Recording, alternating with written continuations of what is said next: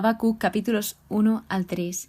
Si hay algo que tengo claro en esta vida es que nunca debo dejar de hacer preguntas, porque gracias a todas esas preguntas que me he hecho desde pequeña, he llegado a ser la persona que soy hoy y he aprendido tantísimo de todo tipo de preguntas, hasta la que más pensaba que era absurda. De esas probablemente ha sido de las que más aprendizaje me he llevado. Y sí, puede que en algún momento te encuentres alguna persona que te diga qué pesada, siempre estás preguntando, o ¿y esta pregunta qué sentido tiene ahora? O ¿es que no sabes eso? Pues no, y si lo sé, pues quiero volverlo a preguntar y saber más, tal vez. Pero bueno, lo que vengo a decir aquí es que las preguntas nos llevan a sitios que antes no conocían, nos llevan a descubrir muchas áreas, muchas cosas que antes no conocíamos. También nos lleva a abrir nuestra visión, porque gracias a hacerte preguntas, yo lo veo como que vas desbloqueando otras áreas de tu mente, incluso como que aumenta tu creatividad, porque a cuantas más preguntas, más abierta tienes la visión. Por lo menos lo veo así y es como se me ha demostrado a lo largo de todos los años. Y esto es un gran ejemplo de lo que sucede en Habacuc. Habacuc era un hombre que empezó a hacerse preguntas, y lo que lo hace especial es que este libro de la Biblia es un diálogo de Habacuc con Dios. Además que le hace las preguntas más típicas, más repetidas que se han hecho en la historia, que la resumiría en que si Dios es bueno, ¿por qué están sucediendo todas estas cosas malas? ¿Por qué sigue habiendo maldad en el mundo? Si Dios es tan bueno, no puede quitar de repente toda la maldad y que todo esté bien, con paz, con tranquilidad. O sea, ¿qué está sucediendo aquí? Eso es lo que se preguntaba a Habacuc. Y esto es muy bueno porque gracias a que Habacuc le pregunta al Señor por qué están sucediendo toda esta serie de cosas, él encuentra respuestas. Habacuc estaba abierto y estaba dispuesto sobre todo a escuchar esas respuestas que el Señor tenía para él, porque una de las cosas que nos suele pasar es que preguntamos al Señor, pero tal vez no estamos dispuestos a esperar por su respuesta, o no estamos atentos, o la queremos para ya mismo. Y hay que decir que los tiempos de Dios no son los nuestros para nada, son totalmente diferentes. Habacuc es un gran ejemplo de espera, es un gran ejemplo de fe, es un gran ejemplo de comunicación, de no quedarse guardadas las cosas para él mismo y enfadarse, encerrarse en sí, sino que él supo hacer algo que no suele ser tan fácil para algunos, que es expresarlo. Para algunas personas es mucho, pero que mucho trabajo, e incluso no saben el por qué está sucediendo todo esto. Pero en cambio Habacuc sí que supo expresárselo al Señor.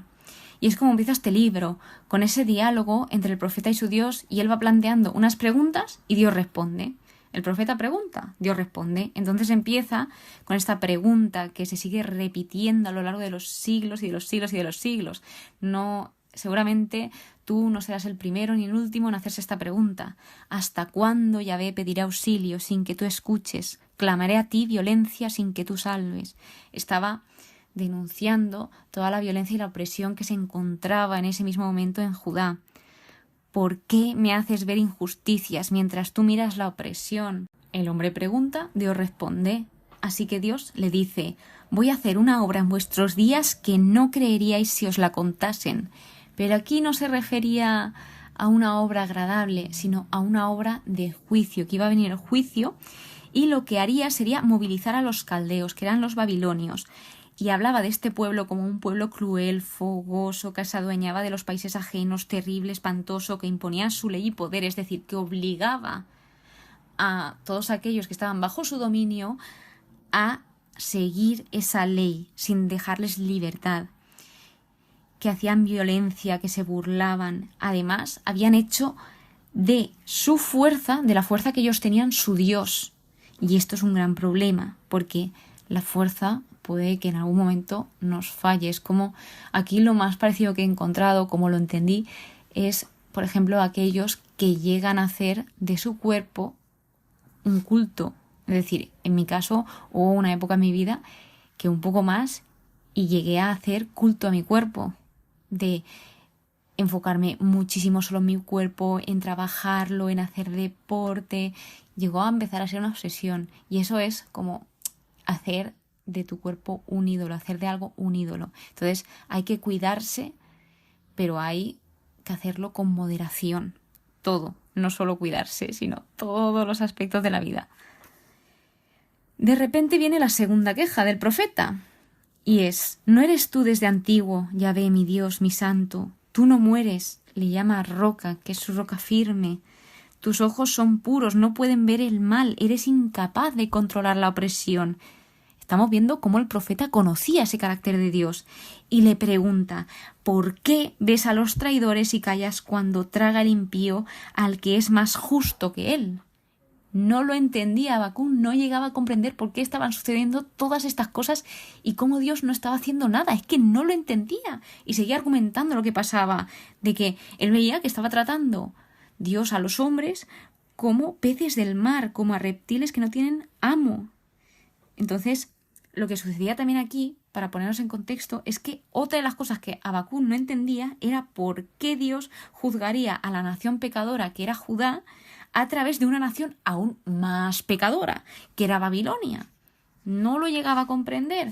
Entonces viene aquí la segunda respuesta del Señor hacia Habacuc. Aquí es donde él se muestra dispuesto a escuchar, a esperar esa respuesta del Señor. También espera que Dios lo corrigiese, porque algo que Habacuc tenía claro es que seguramente se estuviese equivocando él, pero no sabía verlo. Entonces se lo comunicó al Señor. Dice: oye, Señor, a mí me pasa todo esto. Tengo todas estas dudas.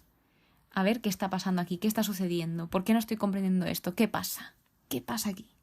Y Dios le responde que escriba esta misma visión para que dé claridad a los demás, que registre todo este tiempo, este diálogo de preguntas y respuestas para el beneficio de otros, que de hecho, de verdad, estaba estudiando este libro y me ha costado bastante como pasar la libreta porque quería escribir literalmente todos los versículos. Es que es un libro muy, pero que muy bueno. Y me he tenido que limitar bastante.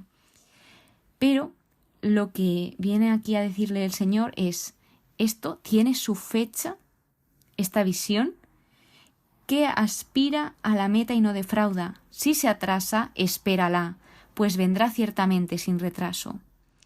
Dios cumple su palabra tarde o temprano, pero la cumple en el tiempo perfecto.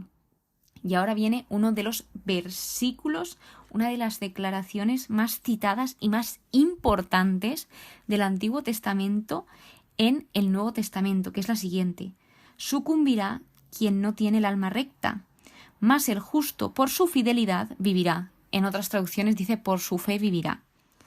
Se refería en este contexto que sucumbiría el orgulloso, que en este caso eran los caldeos, que eran los opresores de Judá.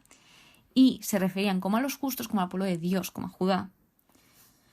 Luego, cuando sucede todo esto, también dice que la riqueza es traidora, que el hombre orgulloso nunca llega a saciarse, que sí, puede tener mucho orgullo, mucho poder, muchas cosas materiales, pero finalmente nunca llega a saciarse, siempre quiere más y más y más.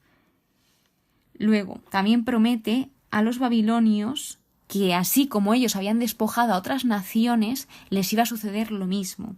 Y luego habla de 5 imprecaciones, que en algunas Biblias les llama los 5 ayes, que empieza a decir: ¡ay de quien saca ganancia o de quien se enriquece con lo ajeno! Habla de 5 tipos de personas, que son los violentos, el que saca la ganancia inmoral, y sus respectivas razones de por qué les va a venir el juicio. Luego también habla del que construye con sangre la ciudad y funda un pueblo en la injusticia. Aquí lo único que introduce es un versículo que cita el profeta de Isaías, que es: pues la tierra acabará llenándose del conocimiento de la gloria de Yahvé, como las aguas llenan el mar. Otro tipo de ayes: el que emborracha y droga a sus vecinos para mirar su desnudez. Habla de el borracho y el que promueve a que los demás se emborrachen. Luego, el que habla a un madero, el idólatra, que está denunciando la idolatría, porque una de las cosas que dice es: ¿de qué sirve un ídolo si él no te puede escuchar, él no te puede ver, él no puede hacer nada por ti, porque es algo material, es algo que no tiene vida? Y aquí se contrasta como el profeta antes había dicho que Dios es un Dios vivo, que él no estaba muerto. En cambio, los ídolos realmente sí, porque nunca habían estado vivos. No hay un soplo de vida en su interior. Ellos son mudos, son engañosos. Más Yahvé está en su santo templo, silencio ante él, tierra entera. Y luego otro del tipo de Ay era los violentos, el de las ganancias inmorales. La llamada a la intervención de Yahvé, que este es el capítulo 3, es una oración de Habacuc preciosa que es un salmo, de hecho tiene esas Shelah, y aquí el profeta reconoce la obra del Señor. Gracias a esas dudas, él entra en ese entendimiento que él había pedido al Señor de, oye, ¿por qué está sucediendo todo esto? Aquí es donde el profeta, gracias a sus preguntas, entiende y alaba al Señor por todo lo que ha hecho. Yahvé, he oído tu fama, he visto tu obra. Hazla revivir, dala a conocer. Aun en la ira acuérdate de la compasión. Aquí está reconociendo que la obra del Señor es más grande que la que nosotros podamos pensar para nosotros. También ora por el avivamiento de la obra del Señor y por misericordia para todos ellos, para todo el pueblo del Señor. Reconoce a Dios como alguien que sale a salvar a su pueblo, como alguien que salva y alguien que ejerce justicia, que no deja al impío impune, sino que con todo hace justicia a su tiempo.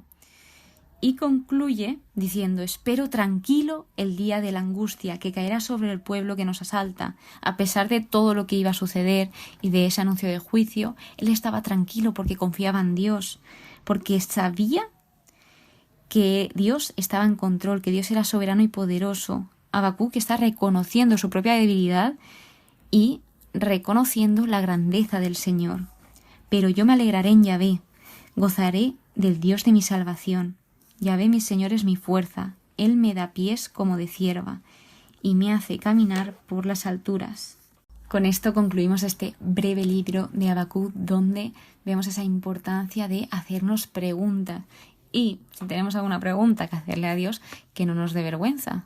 Señor, ¿por qué está pasando esto? ¿Por qué me pasa esto? No comprendo esta cosa, esta otra. ¿Por qué? ¿O para qué está sucediendo esto? Nunca nos cansemos de preguntar, ya sea algo nuestro, algo a un amigo, a un hermano, a un primo, a quien sea. Nunca te canses de preguntar ni te des por vencido, porque siempre, siempre, siempre te llevas un infinito aprendizaje de todas y cada una de tus preguntas. Muchísimas gracias por estar aquí, te espero en el siguiente episodio, espero que pases muy pero que muy buen día y que Dios te bendiga.